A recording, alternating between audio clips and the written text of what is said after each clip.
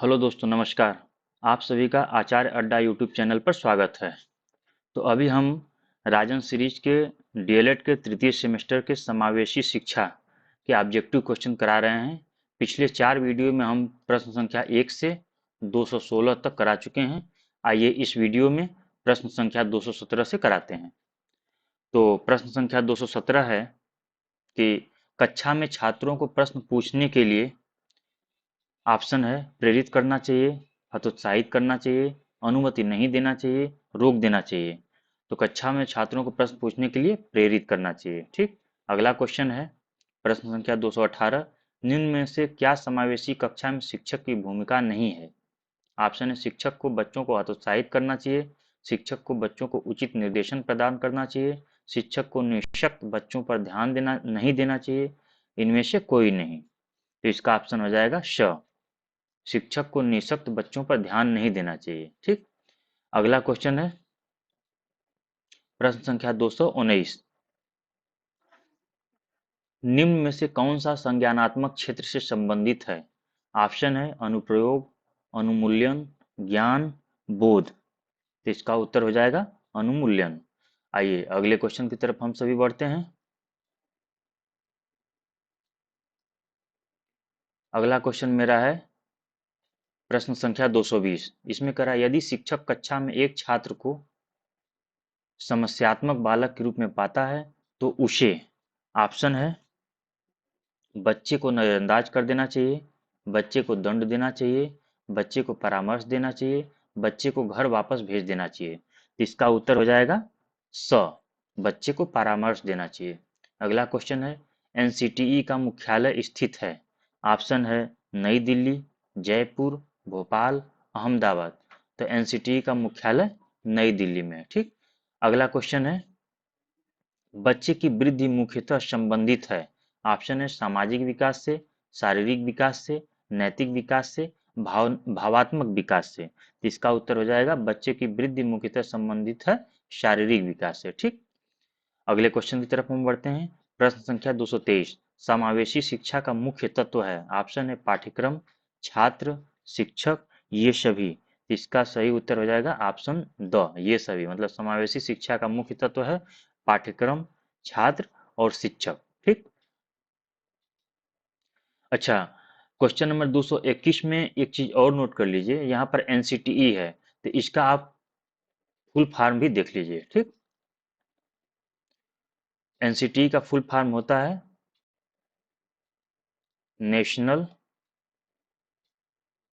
Council of, sorry, national council for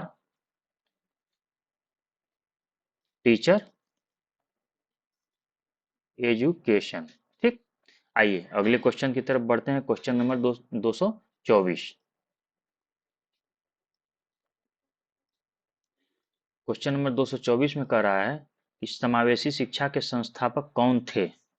option है डिक्रोली, Davis, Bloom, Narendra देव। तो इसका उत्तर हो जाएगा डिक्रोली। अगला क्वेश्चन हम देखते हैं, कक्षा कक्ष प्रबंधन में शिक्षक की भूमिका होती है। ऑप्शन है दार्शनिक, निर्देशक, प्रबंधक, मित्र। तो कक्षा कक्ष प्रबंधन में शिक्षक की भूमिका निर्देशक के रूप में होती है। ठीक। आइए अगले क्वेश्चन की तरफ बढ़ते हैं। प्रश्न संख्या 226, समावेशी शिक्षा का आधार है। ऑप्शन है दर्शन शास्त्र, मनोविज्ञान, समाज शास्त्र, ये सभी। तो समावेशी शिक्षा का आधार है ये सभी, अर्थात समावेशी शिक्षा में दर्शन शास्त्र को भी देखना पड़ता है, मनोविज्ञान भी देखना पड़ता है और समाज शास्त्र भी देखना पड़ता है। आइए अगले क्वेश्चन की तरफ हम सभी बढ़ते हैं। प्रश्न संख्या 227। 227 प्रश्न कर रहा है शिक्षा की मुख्य धारा का प्रत्यय किसने दिया। ऑप्शन है इटार्ड, होवे, ड्यूवी, इनमें से कोई नहीं। तो शिक्षा की मुख्य धारा का प्रत्यय होवे ने दिया था। अगला क्वेश्चन है द स्कूल एंड सोसाइटी पुस्तक के लेखक हैं। ऑप्शन है होवे, क्रो एंड क्रो, ड्यूवी, इनमें से कोई नहीं। इसका उत्तर हो जाएगा ड्यूवी ने द स्कूल एंड सोसाइटी पुस्तक नामक पुस्तक नामक पुस्तक को लिखा था। अगला क्वेश्चन है प्रश्न संख्या 229, शिक्षा में पिछड़ेपन का कारण है। ऑप्शन है शारीरिक कारण, मानसिक कारण, वातावरण संबंधी कारण, द ये सभी। तो इसका उत्तर हो जाएगा ये सभी। ठीक। अगले क्वेश्चन की तरफ हम बढ़ते हैं। प्रश्न संख्या 230। प्रश्न संख्या 230 कह रहा है कि समावेशी शिक्षा में शिक्षक की कौन सी विशेषता सबसे कम महत्वपूर्ण है। ऑप्शन है बच्चों के प्रति संवेदनशीलता, छात्रों के लिए धैर्य और स्नेह, छात्रों की अक्षमताओं का ज्ञान, शिक्षक की सामाजिक आर्थिक स्थिति। तो इसका उत्तर हो जाएगा आपका द, शिक्षक की सामाजिक आर्थिक स्थिति। अगला क्वेश्चन की तरफ हम बढ़ते हैं। सफल समावेश में निम्नलिखित में से क्या आवश्यक नहीं है। ऑप्शन है संवेदीकरण, क्षमता निर्माण, अलगाव, माता पिता का समावेश। तो इसका उत्तर हो जाएगा अलगाव। ठीक, आइए अगले क्वेश्चन की तरफ। शब्द विकलांग बच्चों का संदर्भ है। ऑप्शन है सभी बच्चे संवेदी शारीरिक कमजोरी के साथ। दूसरा ऑप्शन है सभी बच्चे भावनात्मक कठिनाइयों एवं बौद्धिक हानि के साथ। तीसरा ऑप्शन है अ और ब दोनों। चौथा ऑप्शन है इनमें से कोई नहीं। तो इसका उत्तर हो जाएगा स, मतलब अ और ब दोनों। तो विकलांग शब्दों का बच्चों का संदर्भ है कि सभी बच्चे संवेदी शारीरिक कमजोरी के साथ और सभी बच्चे भावनात्मक कठिनाइयों एवं बौद्धिक हानि के साथ। आइए अगले क्वेश्चन की तरफ बढ़ते हैं। प्रश्न संख्या 233। ये क्वेश्चन कर रहा है रेंजुली प्रतिभाशाली की अपनी, खाली स्थान इसमें भरना है, परिभाषा के लिए जाने जाते हैं। ऑप्शन है एक आयामी, चार पंक्तीय, त्रिवृत्तीय, ये सभी। इसका उत्तर हो जाएगा त्रिवृत्तीय। मतलब रेंजुली प्रतिभाशाली की अपनी त्रिवृत्तीय परिभाषा के लिए जाने जाते हैं। अगला क्वेश्चन है 234। बुद्धि की स्पीयरमैन परिभाषा में कारक जी है। ऑप्शन है अनुवांशिक बुद्धि, उत्पादक बुद्धि, वैश्विक बुद्धि, सामान्य बुद्धि। तो इसका उत्तर हो जाएगा सामान्य बुद्धि। अगला क्वेश्चन है आरसीआई भारतीय पुनर्वास परिषद संवैधानिक निकाय कब बनी। ऑप्शन है 11 दिसंबर 2001, 22 जून 1993, 20 अगस्त 1999, 1 जनवरी 2010।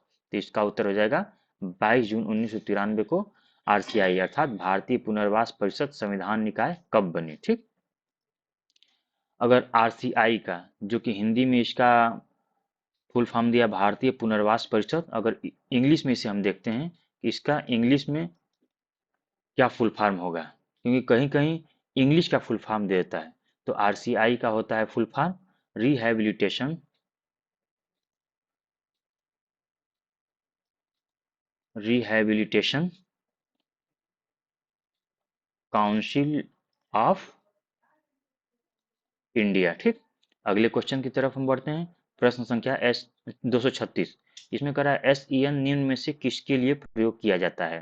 तो ऑप्शन है special education needed, special educational needs, special education nation, special education norms. तो एसईएन का फुल फॉर्म होगा ब, special education needs.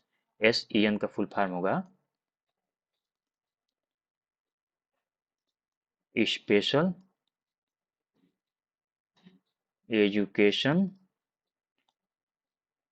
Needs, educational need होगा। ये चीज आप लोग ध्यान दीजिए, क्योंकि ऑप्शन में थोड़ा कंफ्यूजन टाइप का ऑप्शन देता है। अगर आप ध्यान से नहीं देखेंगे तो गलत कर देंगे। जैसे यही अ और ब में देखिए, यहाँ पर करा स्पेशल एजुकेशन नीडेड और स्पेशल एजुकेशनल नीड्स, दोनों में कोई ज्यादा अंतर नहीं, बहुत जरा सा अंतर है। और इसी नाम मात्र अंतर कारण आपका नंबर कम हो जाएगा। तो इसलिए इस चीज को आप ध्यान रखिए कि एसईएन का full form special educational needs होता है। ठीक, आइए अगले क्वेश्चन की तरफ हम बढ़ते हैं। प्रश्न संख्या 237। ये कह रहा है बुद्धि पर किसका प्रभाव पड़ता है। ऑप्शन है स्वास्थ्य, वंशानुक्रम, पर्यावरण, ये सभी। तो बुद्धि पर सभी का प्रभाव पड़ता है, मतलब कि स्वास्थ्य का भी प्रभाव पड़ता है, वंशानुक्रम का भी प्रभाव पड़ता है और पर्यावरण का भी प्रभाव पड़ता है। अगला क्वेश्चन है प्रश्न संख्या 238। निर्देशन प्रक्रिया है। ऑप्शन है औपचारिक, अनौपचारिक, जीवन पर्यंत, ये सभी। तो निर्देशन प्रक्रिया में ये सभी आ जाएगा। मतलब निर्देशन प्रक्रिया में औपचारिक भी लोग बताते हैं, अनौपचारिक भी बताते हैं और जीवन पर्यंत भी बताते हैं। मतलब डायरेक्ट, इनडायरेक्ट और लाइफ टाइम सभी समय निर्देशन की जरूरत पड़ती है। ठीक, अगला क्वेश्चन है 239। व्यावसायिक निर्देशन के जनक हैं। ऑप्शन है जेबी कोनेंट, फ्रैंक पार्सन्स, कैली, डेविस।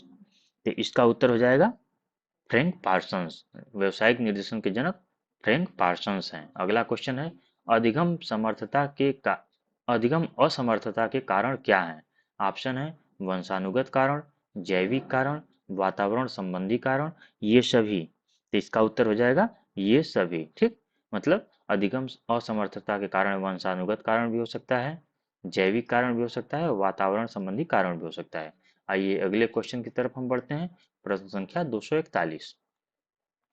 ठीक, प्रश्न संख्या 241 की तरफ हम बढ़ते हैं। इसमें दिया है समूह शिक्षण विधि है। ऑप्शन अ खेलकूद की, शिक्षण की, शारीरिक व्यायाम की, इनमें से कोई नहीं। तो इसका हो जाएगा समूह शिक्षण विधि शिक्षण की विधि है। ठीक, अगला क्वेश्चन है निर्देशन का उद्देश्य है। ऑप्शन है भावी जीवन के लिए तैयार करना, समाज में यथोचित स्थान दिलाना, यह विकास हेतु दी जाने वाली व्यक्तिगत सहायता है, उपयुक्त सभी।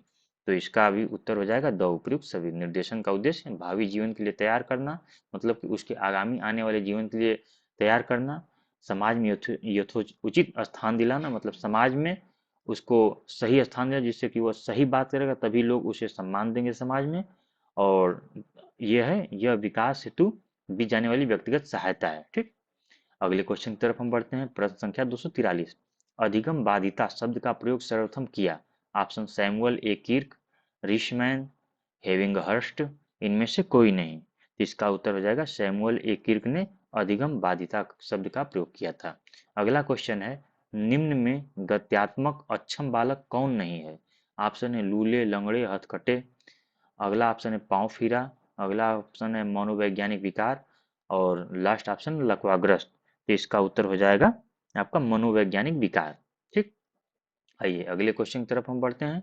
प्रश्न संख्या 245। इसमें कह रहा है ब्रेल लिपि प्रयोग की जाती है वाणी बाधित द्वारा, दृष्टि बाधित द्वारा, सृजनात्मक बालक द्वारा, इनमें से कोई नहीं। तो ब्रेल लिपि दृष्टि बाधित द्वारा प्रयोग की जाती है। अगला क्वेश्चन है विशिष्ट बालकों के प्रकार निम्न में से कौन है। ऑप्शन है श्रवण बाधित, दृष्टि बाधित, वाणी बाधित, ये सभी। तो विशिष्ट बालक में ये सभी आ जाएंगे। अर्थात विशिष्ट बालक कौन होता है, जो सामान्य बालक से किसी भी क्षेत्र में, चाहे वो अच्छा हो या वो खराब या कमतर हो, तो वो विशिष्ट बालक में आते हैं, चाहे वो फिजिकली हो या मेंटली हो। ठीक, तो विशिष्ट बालक में यहाँ देखिए श्रवण बाधित, ये सामान्य बालक से कम सुन रहा है तो श्रवण बाधित है। दृष्टि बाधित, ये सामान्य बालक से कम देख रहा है तो ये आपका विशिष्ट बालक है। और वाणी बाधित, ये सामान्य बालक से के तुलना में बोल नहीं पाता है तो ये भी विशिष्ट बालक है। ठीक, तो इसका ऑप्शन ये सभी हो जाएगा। अगला क्वेश्चन हम देखते हैं। प्रश्न संख्या 247। अधिगम बाधिता की विशेषता है। ऑप्शन है पढ़ने की असमर्थता, लेखन की अशक्तता, संप्रेषण को समझने की समस्या, उपर्युक्त सभी। तो अधिगम बाधिता की विशेषता है उपर्युक्त सभी, मतलब कि जो पढ़ने में असमर्थ हो और लेखन में भी असमर्थ हो और संप्रेषण को समझने की समस्या हो, तो उसको अधिगम बाधिता की श्रेणी में रखा जाता है। ठीक, आइए अगले क्वेश्चन की तरफ हम बढ़ते हैं। प्रश्न संख्या 248। प्रश्न संख्या 248 में बोल रहा है पठन वैकल्य बच्चों के प्राथमिक लक्षण क्या हैं। ऑप्शन है न्यून अवधान विकार, अपसारी चिंतन, धारा प्रवाह पढ़ने की क्षमता, एक ही गति विषयक कार्य को बार बार दोहराना।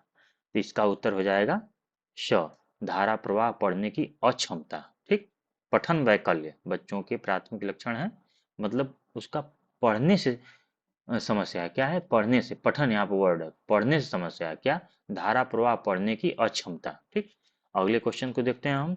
प्रश्न संख्या है निम्न में से मानसिक पिछड़ेपन का कारण नहीं है, मतलब मानसिक पिछड़ेपन का कारण क्या नहीं है, किसके कारण मानसिक पिछड़ापन नहीं आएगा। तो अब इसमें ऑप्शन है वंशानुक्रम, शारीरिक कारक, संवेगात्मक कारक, सांस्कृतिक कारक। ठीक, तो सांस्कृतिक कारण के द्वारा मानसिक पिछड़ापन नहीं आ सकता है, वंश के द्वारा आ सकता है मानसिक पिछड़ापन, शारीरिक कारण के भी कारण आ सकता है, क्योंकि जब उसका शरीर डिसेबल्ड रहेगा तो वो हर समय उसी चिंता में रहेगा कि हम सामान्य लोगों से, हम सामान्य लोगों की तुलना में हमारा शरीर कमजोर है, हमारा शरीर कम है, तो वो इसी चिंता में, तो इसलिए उसका मानसिक पिछड़ेपन का कारण बन सकता है। और संवेगात्मक कारण भी, जिसके दिमाग पर कोई मानसिक प्रताड़ना हुआ हो या ऐसा कुछ हुआ है जो उसके दिमाग में हर समय गूंज रहा है, तो वो भी मानसिक पिछड़ेपन का कारण बन सकता है। ठीक, अगले क्वेश्चन की तरफ हम बढ़ते हैं। प्रश्न संख्या 250। समस्यात्मक बालकों की विशेषता है। ऑप्शन है अ अप्रसन्नता, ब भय, स संदेह भाव, द ये सभी। तो इसका उत्तर हो जाएगा ये सभी। ठीक, समस्यात्मक बालकों में वो हर समय दुखी रहेंगे और हर समय भय में रहेंगे, डर में रहेंगे और हर समय सामने वाले के प्रति संदेह भाव रहेगा, अपने प्रति संदेह भाव रहेगा। तो इस बालकों को समस्यात्मक बालक की श्रेणी में रखा जाता है। आइए अगले क्वेश्चन की तरफ हम बढ़ते हैं। प्रश्न संख्या 251। ठीक, प्रश्न संख्या 251 हम देखते हैं। इसमें कह रहा है राष्ट्रीय दृष्टि बाधितार्थ संस्थान NIVH कहाँ स्थित है? ऑप्शन है देहरादून, झांसी, नई दिल्ली, आगरा।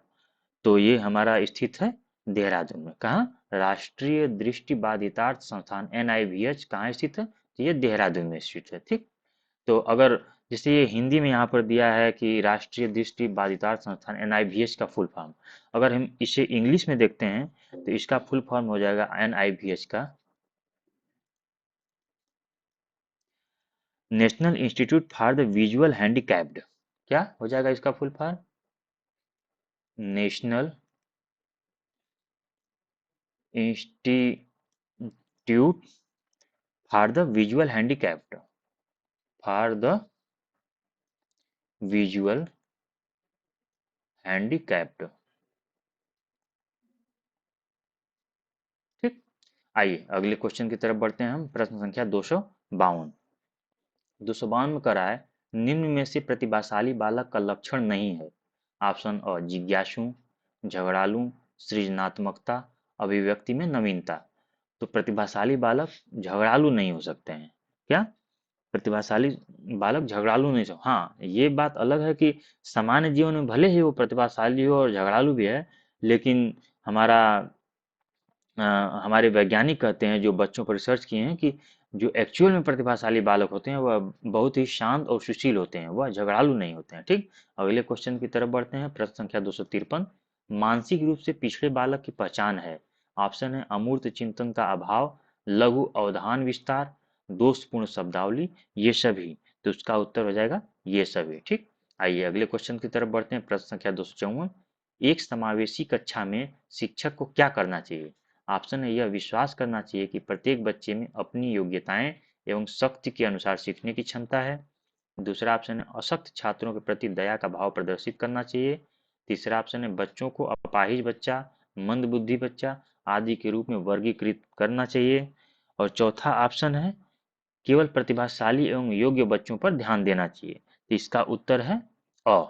एक समावेशी कक्षा में शिक्षक को क्या करना चाहिए? तो यह विश्वास करना चाहिए कि प्रत्येक बच्चे में अपनी योग्यताओं एवं शक्ति के अनुसार सीखने की क्षमता है। ठीक, आइए अगले क्वेश्चन की तरफ हम बढ़ते हैं। प्रश्न संख्या 255। ठीक, प्रश्न संख्या 255 की तरफ हम बढ़ते हैं।